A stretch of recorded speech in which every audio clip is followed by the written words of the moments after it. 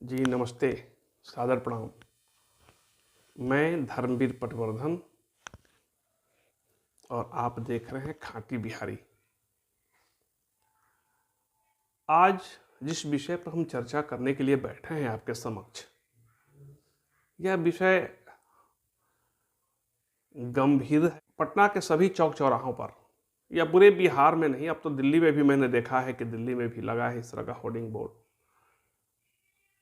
जिस चंपारण को हम गांधी जी की सत्याग्रह से जुड़ा हुआ मानते हैं, जिस चंपारण का इतिहास इतना गौरवशाली है, जिस चंपारण को राजकुमार शुक्ल के लिए जाना जाता है, उस चंपारण की पहचान अब बदलती हुई दिख रही है। उस चंपारण की पहचान खतरे में दिख रही है।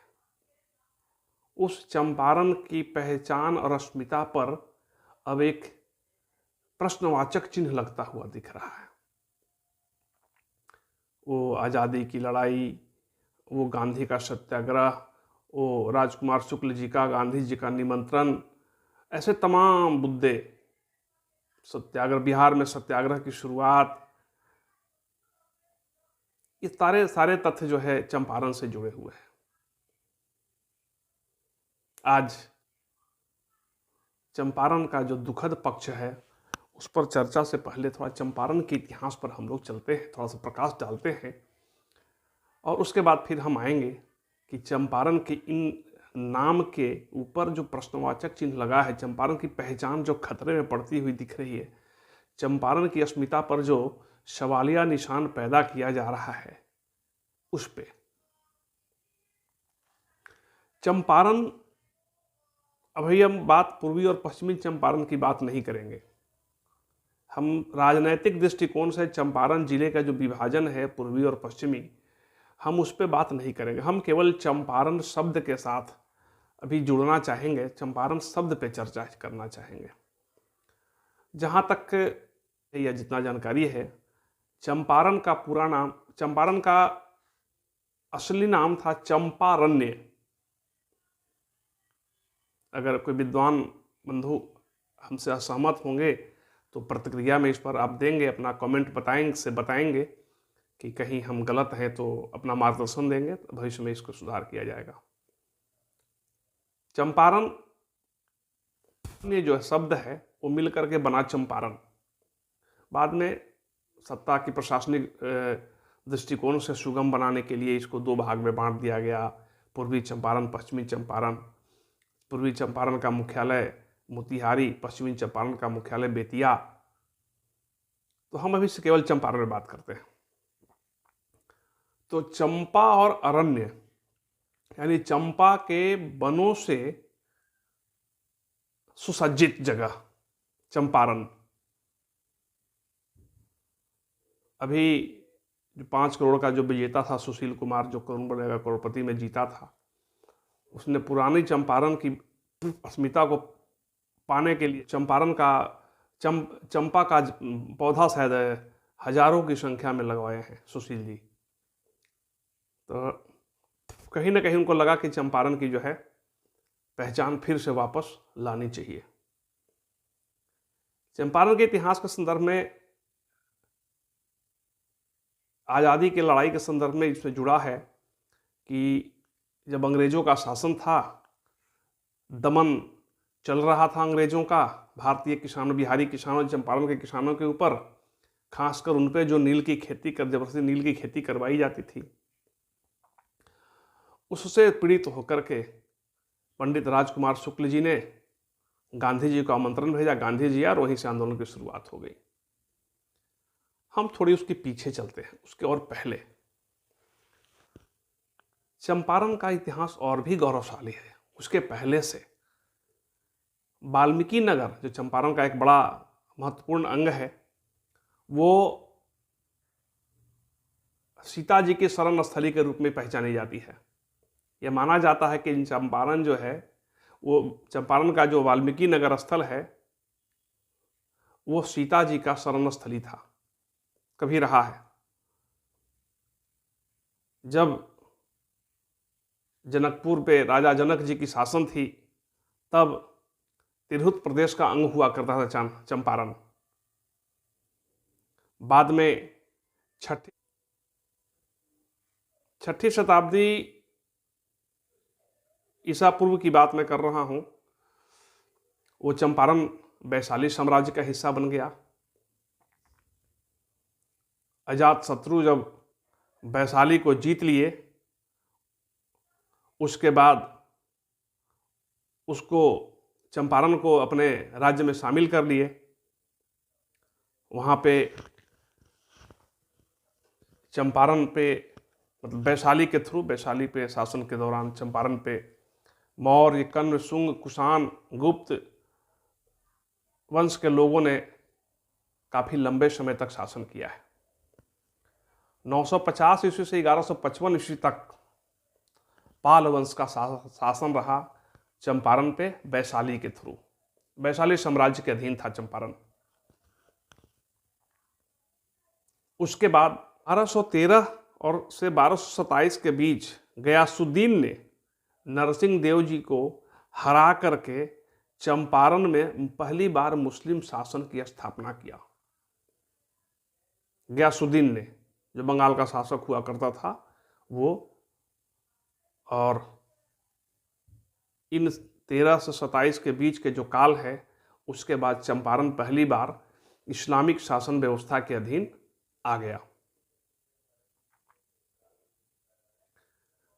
मुस्लिम शासक को समाप्ति के बाद, जब मुस्लिम शासन समाप्त हुआ चंपारण में, मुगल काल के बाद चंपारण का इतिहास बेतिया राज के उदय और अस्त के साथ उसका संबंध प्रत्यक्ष तौर पर जुड़ा हुआ है। मुगल शासन के बाद चंपारण मुख्य रूप से प्रत्यक्ष तौर पर बेतिया महाराज के शासन के अधीन रहा।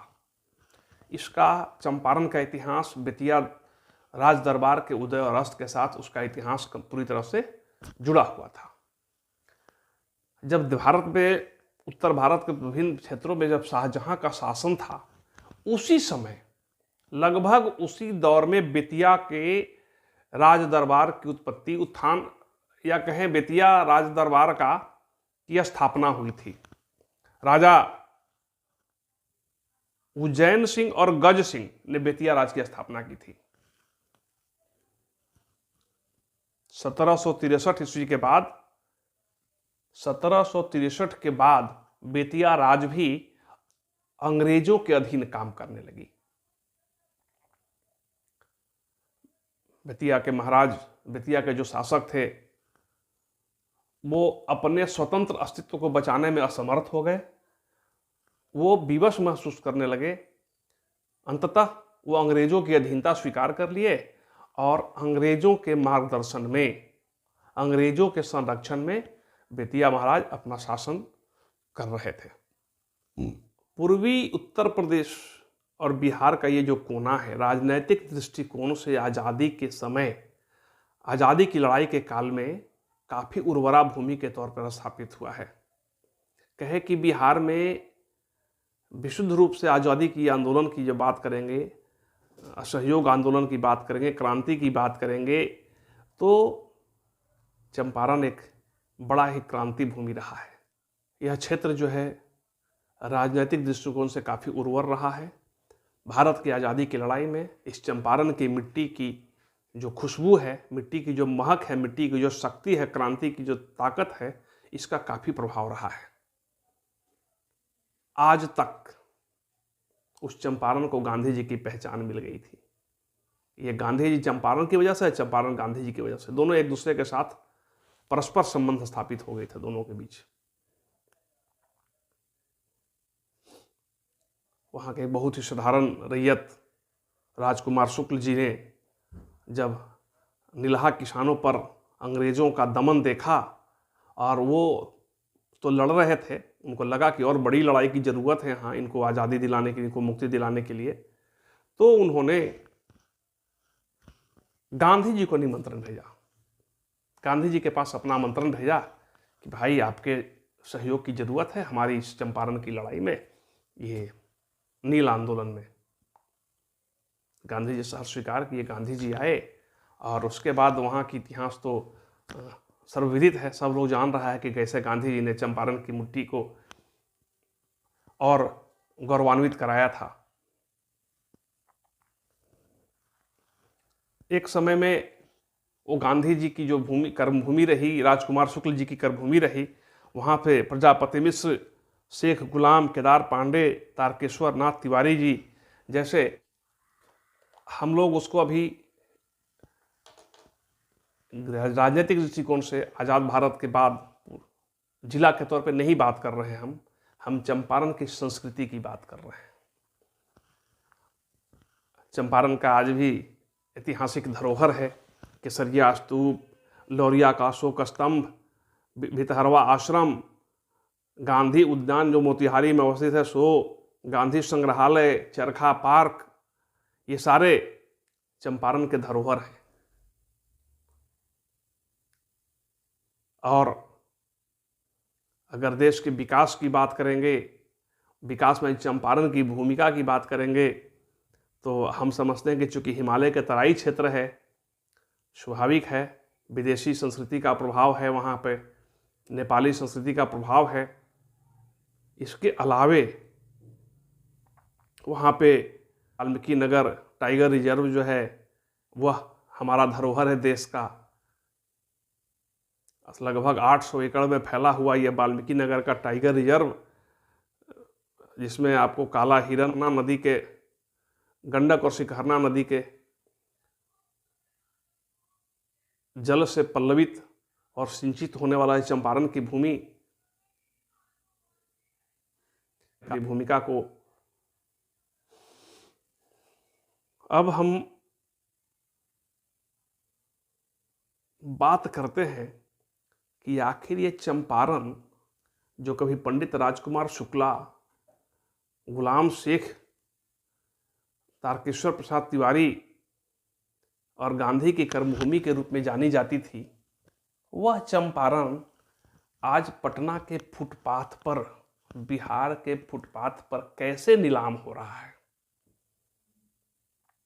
आप सभी जानते हैं कि गांधी जी अहिंसा के पुजारी थे, हिंसा के विरोधी थे। उनके नज़र में हिंसा का तात्पर्य ऐसी कोई भाषा भी नहीं बोलना था जिससे सामने वाले को पीड़ा पहुंचे, यानी शाब्दिक पीड़ा भी गांधी जी के नज़र में हिंसा थी, है भी। हिंसा का मतलब केवल लप्पड़, थप्पड़, गोली, हत्या, मुड़ी काटना नहीं है। सामने वाले को ठेस पहुंचाना भी हिंसा का उदाहरण है। और जिस चंपारण को गांधी जी ने पहचान दिया, आज उस चंपारण की प्रतिष्ठा पटना के फुटपाथ पे, बिहार के फुटपाथ पे, बल्कि देश के उत्तर भारत के लगभग सभी शहरों में, मुख्य शहरों में फुटपाथ के किनारे प्लेट में धोकर फेंक दिए जा रहे हैं। अब गांधी का चंपारण नहीं रहा।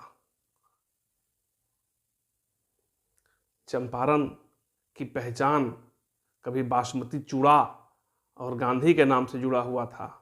लौरिया की चीनी मिल, भितहरवा आश्रम, आपका वाल्मीकि नगर का हाइड्रो इलेक्ट्रिक, ये चरखा पार्क, गांधी संग्रहालय मोतिहारी, इन सबों की वजह से पहचान थी। केसरिया स्तूप और लौरिया बौद्ध स्तूप की बात, लौरिया का अशोक स्तंभ की वजह से जिसकी पहचान थी, उस चंपारण की पहचान अब पूरे उत्तर भारत में मीट के दुकान, मीट के पकवान के रूप में प्रचारित हो गया है। आप भारत के उत्तर भारत में लगभग सभी प्रदेशों में चंपारण मीट की दुकान, प्रसिद्ध चंपारण मीट, असली चंपारण मीट, चंपारण का असली मीट, पता नहीं कितने नामों से दिल्ली, लखनऊ, बनारस, पटना, मुजफ्फरपुर, हाजीपुर, कोलकाता, दिल्ली, कहीं चले जाइए आप। बल्कि अब तो गांव-गांव में, अरवल, जहानाबाद, गया, बड़े शहरों की बात छोड़ दीजिए, इन जिलों के छोटे छोटे कस्बों में भी मीट का दुकान खुल रहा है। उस पर लग जा रहा है चंपारण मीट, असली चंपारण मीट की दुकान। एक बार खाएं, बार बार आएं। गांधी जी की आत्मा रो रही होगी, तड़प रही होगी पंडित राजकुमार जी कराह रहे होंगे कि वाह रे हाय पर चंपारण के लोग, पहचान ही बदल दिया चंपारण का। चंपा का अरण्य निश्चित रूप से इसलिए नहीं बना होगा कि वहां पे केवल निरीह प्राणियों की हत्या केवल इसलिए कर दी जाए ताकि अपनी क्षुधा की शांति हो सके। आप मीट पकाओ, खाओ, उसका मैं विरोध नहीं कर रहा हूं, मना नहीं कर रहा हूं, जितना खाना है खाओ, लेकिन ये चंपारण की प्रतिष्ठा के साथ जोड़ के क्यों भाई? ये मीट का दुकान चंपारण के नाम पर क्यों? ना, कहीं से ये न्यायोचित नहीं लगता है। मैं इस वीडियो के माध्यम से चंपारण वासियों से, चंपारण की प्रतिष्ठा और इतिहास से के प्रति आस्था रखने वाले लोगों से, उन मांसभक्षी प्राणियों से मैं निवेदन करता हूं कि आप वैसी जगहों को संरक्षण नहीं दें, प्रोत्साहित नहीं करें, उसको आगे बढ़ने में मदद नहीं करें, जिससे हमारे प्राचीन धरोहर इतिहास को गाली पड़ता हो। अगर आप गांधी जी को जानते हैं और गांधी जी के विचारधारा को मानते हैं, उनके सिद्धांतों के साथ सहमति रखते हैं, तो मुझे लगता है कि एक बार इस पर पुनर्विचार करने की जरूरत है आपको भी। वैसे मांस की दुकानों पे आप ना जाएं जिसने अपने दुकान पे चंपारण का बोर्ड लगा रखा हो। आप रमेश मटन दुकान, सुरेश महेश, जो रखना है नाम रख लो, कोई दिक्कत नहीं। चंपारण की पहचान मीट से होगी? चंपारण की पहचान वो कबाब और मटन से होगी? क्या आपको शर्म नहीं लगता है? चंपारण वासियों, क्या आपको नहीं लगता है ये बुरा कि आपकी पहचान को मीट और मांस के साथ जोड़ दिया गया है, निरीह प्राणियों की हत्या के साथ जोड़ दिया गया है? क्या आपकी इतिहास, आपका वंशज आगे का, क्या आपको माफ करेगा इस बात के लिए? नहीं, नहीं करेगा। अभी भी वक्त है, आप जागें और चंपारण की जो पहचान है, असली अस्मिता है, चंपा अरण्य है, उस संस्कृति को बढ़ावा देकर चंपारण के नाम को आगे ऊंचा करने में मदद करें। चंपारण शब्द से, चंपारण नाम को मीट की दुकानों पे न लगाएं।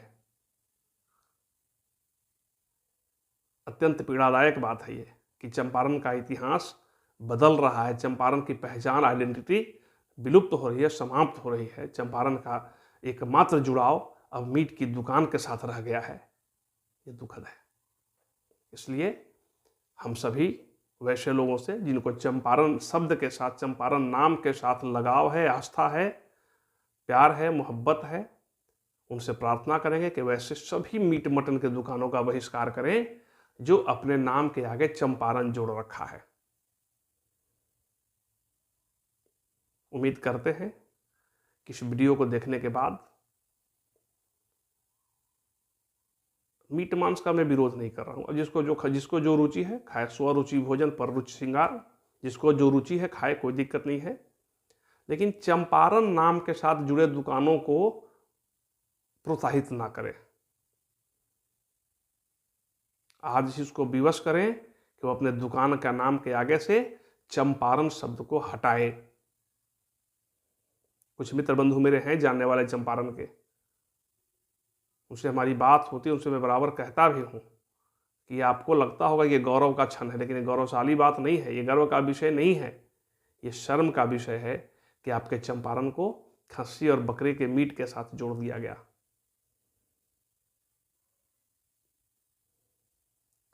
तो अगले वीडियो में ऐसे ही अपने बिहार के किसी संस्कृति से जुड़ी हुई बातों को लेकर के मैं आऊँगा। अगली कड़ी में मिथिला होगा, आज चंपारण हुआ, अगली कड़ी में मिथिला, मिथिला की अस्मिता, मिथिला के इतिहास, मिथिला के गौरवशाली जो संस्कृति है उसके बारे में हम बात करेंगे। अगर मिथिला की संस्कृति पर कोई कलंक साबित हो रहा है, उस पर कोई दाग, बदनुमा दाग लग रहा है, धब्बा लग रहा है, तो उसको दूर करने के लिए भी हम अगले विषय में, अगले वीडियो में बात करेंगे। हाँ, जाते जाते एक बार जरूर कहेंगे कि आप इस खाँटी बिहारी चैनल को अगर यूट्यूब पे देख रहे हैं तो सब्सक्राइब कर दें, बेल आइकन जरूर दबा दें। फेसबुक पे हैं तो वहाँ भी लाइक कर दें, कमेंट करें, और अगर इंस्टाग्राम पे देख रहे हैं तो वहाँ फॉलो करें। आपके सुझाव अपेक्षित हैं। इस पूरी वीडियो में अगर कुछ कमी रह गई हो तो मैं चाहूँगा कि आप अपना सुझाव दें, और आगे और क्या सुधार करना चाहिए, किस तरह की बातों की चर्चा होनी चाहिए ऐसे वीडियो में, इस पर आपका सुझाव अपेक्षित है।